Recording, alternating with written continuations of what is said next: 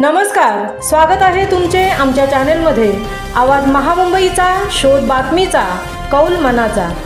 चला तर मग आमचे चॅनल शेअर करा, लाईक करा आणि सबस्क्राइब करा। धन्यवाद। मल्टीमिक्स सिरियल्स अँड प्रोटीन्स खाऊच्या पॅकेटमध्ये मेलेला उंदीर। वडखळ ग्रामपंचायत हद्दीतील अंगणवाडी क्रमांक 3 मधील ही घटना। 6 महिने ते 3 वर्ष वयोगटातील बालकांकरता घरपोच वाटप होते। अंगणवाडी सेविका यांच्या लक्षात आल्याने मोठा बाका प्रसंग टळला। एकात्मिक बालविकास सेवा योजनेअंतर्गत वडखळ ग्रामपंचायत हद्दीतील अंगणवाडी क्रमांक 3 मध्ये 6 महिने ते 3 वर्ष वयोगटातील बालकांकरता घरपोच वाटप होणाऱ्या मल्टीमिक्स सिरियल्स अँड प्रोटीन्स खाऊच्या पॅकेटमध्ये मेलेला उंदीर आढळून आला आहे।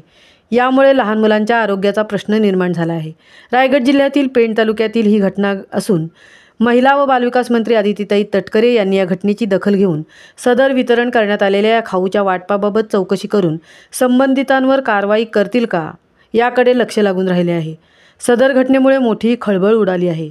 याबाबत सविस्तर वृत्त असे की एकात्मिक बालविकास सेवा योजनेअंतर्गत वडखळ ग्रामपंचायत कार्यालयासमोर 3 अंगणवाड्या असून त्यातील अंगणवाडी क्रमांक 3 मध्ये 6 महिने ते 3 वर्ष वयोगटातील बालकांकरता घरपोच वाटप करण्यासाठी येणारे मल्टीमिक्स सिरियल्स अँड प्रोटीन्सचे बॅच नंबर MMCC 1351P उत्पादन 5/1/2025 या पाकिटामधील खाऊमध्ये मेलेला उंदीर आढळून आला असून अंगणवाडी सेविका यांच्या लक्षात आल्याने मोठा बाका प्रसंग टळला आहे।